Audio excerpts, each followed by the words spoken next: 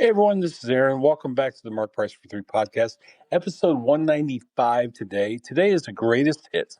I'm actually on a ship somewhere in the ocean. Mark is doing his camps, and so today we thought we'd roll out the greatest hits package. Let me start with this very first one, and most of you may or may not think this is funny. I'm not sure. But this is something that ended up on the cutting room floor when we had an episode with Sam Amico just a few weeks ago. We were laughing so hard because we were having connectivity issues. I was doing the faith segment, and Mark was in and out and joined us at just the inappropriate time. And it was very funny. I hope you enjoy it. Then you'll hear Mark's son, Josh, intro the greatest hits package. You're going to hear all the greatest hits from the last year. And we will be back next week with episode 196 of the Mark Price for Three podcast. Thank you for listening, liking, and sharing, and we'll see you again next week. Aaron was delivering the ultimate speech. Right when I was getting into it emotionally, I hear Mark say, "Can you guys hear me?" I was like, well, Sam was in the back with an offering, a tithe plate, ready to take the offering. I was delivering the altar call, and you're that lady with the banging cymbal in the front row. Just interrupted the whole message, man. The whole, like, I was delivering your entire podcast to Jesus, and you were that lady, like, bing, bing, bing. Can you hear me? oh. I don't even know where I was. Man. I think this may be the episode that ends our podcast. Yeah.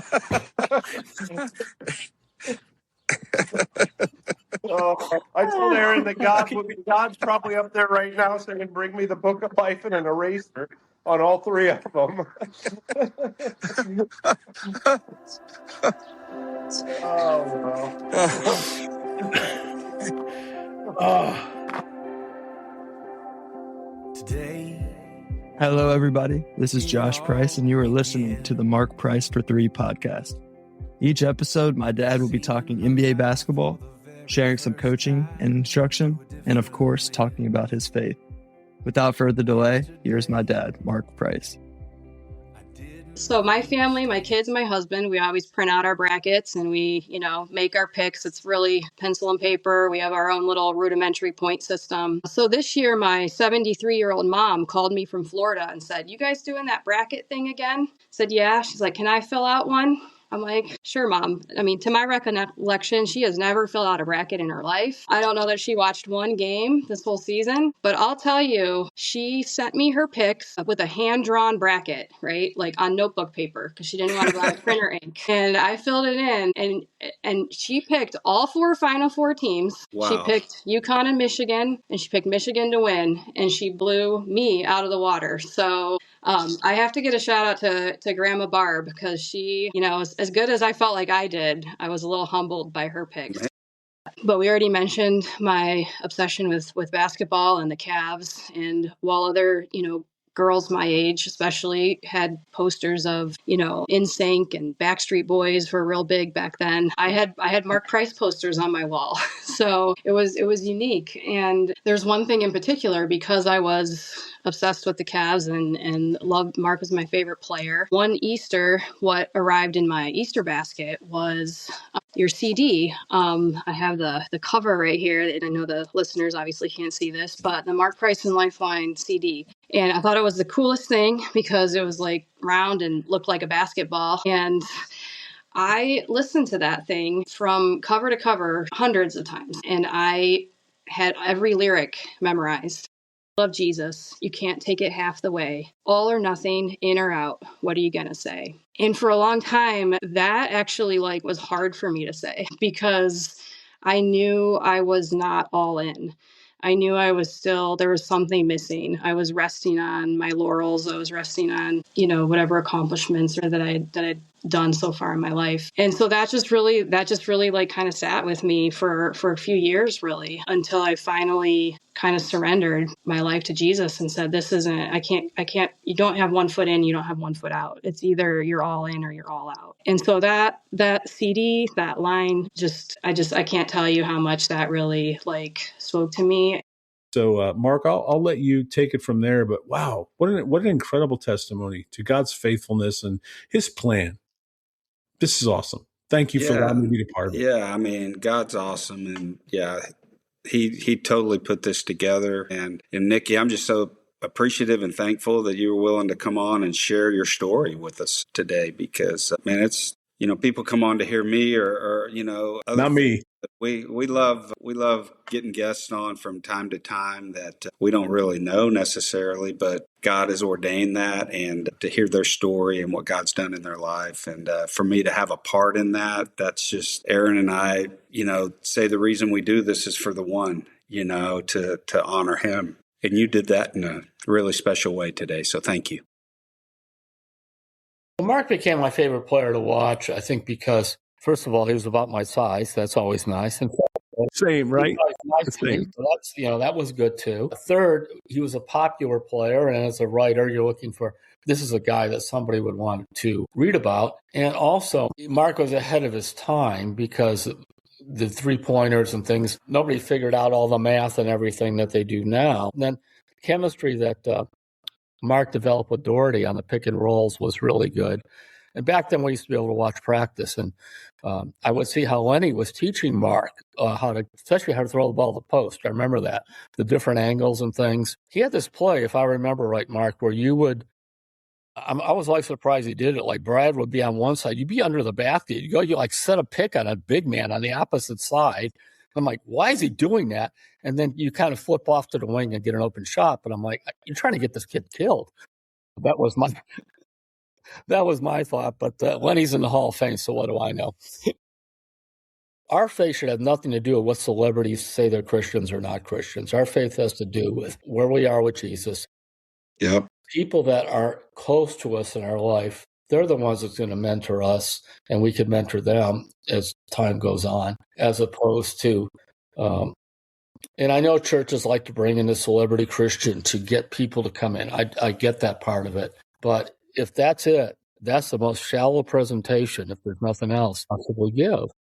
Well, and I used to tell people that too, Terry, because I, obviously got invited to come, speak everywhere. And I used to say that all the time. So I got the easy job. Like I get to come in and share my faith. And then I'd leave. I said the people, the pastors, the youth ministers, the parents, I mean, they're the ones that are doing the real work of, feeding that faith with their kids or whoever it might be, family members or, things like that. And because, the mentorships and the spending time around people every day, those are ultimately the people that make the biggest impact.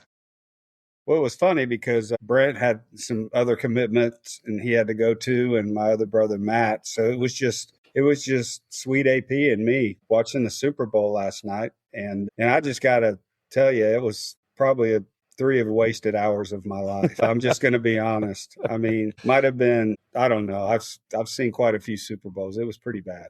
Yeah, little underwhelming, I would say. All in all, I mean, from top to bottom, the commercials, the game. I don't know what we expect now, but it just didn't have a lot of excitement or drama that we've kind of grown accustomed to in the Super Bowl. Yeah, it was rough. I think the biggest question to come out of that entire thing you guys just said is, when is Sweet AP going to be on the podcast? Honestly, we need Sweet AP on the podcast. But anyway, all right. My wife asked me the other night, how do you feel tonight? Like I said, I feel good. She goes, isn't it good to feel good? It's like, yeah, I'm not hurt. Nothing's really hurting right now. I'm not sick. We take many things for granted. Sometimes that's relationships, just another great day to get things accomplished and have the physical ability to do it, whatever it is.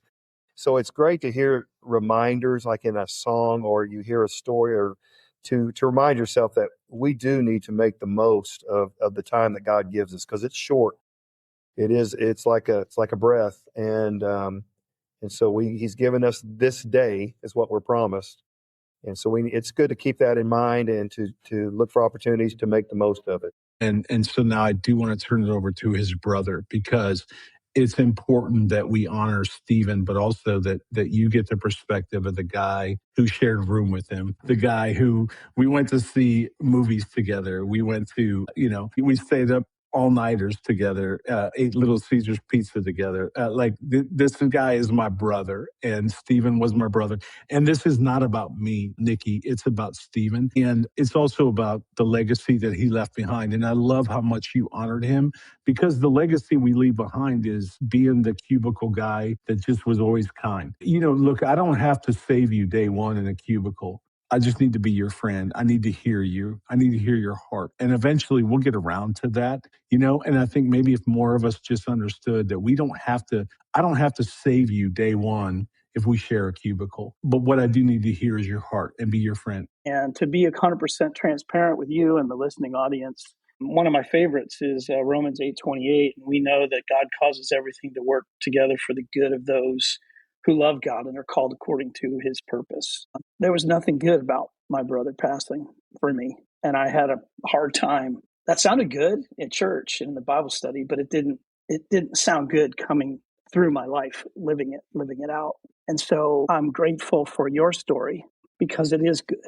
And the things that he were to you, and the person that he was, and the confidence that he gave you, and the mentoring, and all those things that my brother was, for the people who knew him, now I get to see that good. And so sometimes in God's timing, the pieces come together to allow that. We made a T-shirt when Steve was going through his battle, and it said "Believe for it." And to Ernie's point, we pray these things, and oftentimes, they don't end like we pray for. And so it can get discouraging. We talked sports at the beginning. In Cleveland, we know with discouragement, we know when the season was supposed to go well and it didn't. But in life, when a friend is going through something and we pray things, we believe for it. We believe. That's what, hey, Cleveland, we believe. I mean, till the end, and it hurts us the hearts so bad. But I think the difference that I love for this conversation, and if Mark was here, I guarantee he'd impart way better wisdom than I am. But I know that we all believe the same thing. At the end, we win. We win. We will be at the Georgia Tech Carolina game on Saturday. I didn't want to say anything because I don't want a big crowd there waiting for me to sign autographs and stuff. I thought we maybe should keep it on the down low, but no, I'm looking very forward to seeing Georgia Tech play. Never seen Georgia Tech play. I've seen Carolina play, a few other people, but never Georgia Tech. So I'm looking forward to it. Well, hopefully you're in for a treat. Hopefully, I went to a game Saturday. I was a little disappointing. We lost to Clemson in that game, but we always, knock on wood, we always play well against Carolina, at least in the past. So that's Carolina's still a standard in the eyes of the other schools in the ACC. So I know you're not happy at times right now, but Carolina's still a standard that everybody gets up for. So I know Tech will be up for that game. That'll be a lot of fun, and you can go and see the house that I played in. Of course, it's been redone about 10 times. It's been redone several times since I played there, but it's actually in the same spot, the same hole, everything. So looking forward to, man, showing you around. That should be fun. And so we go to the game, and for those that were watching on TV, I had people back in Columbus, Ohio, watching on the game to see where we were sitting, and I'm texting back and forth, and sure enough, you were up on the TV there, and they featured you, and then they cut to you in the seats, and a guy from Cleveland, Ohio came over. To your point, a guy from Cleveland, Ohio, and what he said was that you were his favorite player. He has taught his kids how to play basketball, watching your videos, like he was your biggest fan. Mark, this is what he said. I remember it like it was yesterday. But he had to take a picture for the gram, and he asked for a selfie, and so I leaned forward. And because I leaned forward, he got on ESPN, and I didn't. So So I still You- think people think I'm lying that I was at the game with you. well, I can vouch that you were there. You had your you had your one shot, and Oh, one moment. a dude wanting a selfie stole it from you, man. So, hey, I feel you. I feel your pain, man. But anybody out there that's that's not taking Aaron at his word, you can trust me. He was there right beside me, and hey, he let the guy lean in and get his selfie, and it cost him his moment. But there'll be other moments, brother. And, you and I do a podcast every week, and that's awesome, man. But being with you, and whether it was at Chick-fil-A having breakfast, or riding in the car, or sitting with Josh and talking about his brand new marriage. And man, there's just so many memories I have. And honestly, the biggest memory I have is not about the game. It's not, Mark. It's not. It is about being shoulder to shoulder, elbow to elbow, wherever we met have been, Mac Taco, having some, having some queso and chips and just watching a game. And that's what I really want guys to hear, man. It's really difficult for us as men to admit that we need another guy. We need help. We need to be just vulnerable. We need to talk about what's going on in our world and our life. To your point, and I think that John Wooden, I go back, he had so many great principles, the great John Wooden, but my favorite one of all time was make today your masterpiece. Like, we're not promised tomorrow. You can't do anything about yesterday, but make today your masterpiece. And that's always stuck with me. Make the most of today, because that's all we're promised is today. And then if we get it tomorrow, then it'll be a today. So just kind of leave it there with everybody, and hope everybody enjoyed the Super Bowl. If you had somebody in the fight or not, hopefully next year will be better. All right. Well, let me say one last thing. Tell somebody you love them. I mean, because life's short, and it is till you can't, right? So tell somebody you love them. Thank you for listening to another episode of the Mark Price for 3 podcast. Remember to subscribe, like, review, and share. I'm Josh Price, and we will talk to you again on the next episode.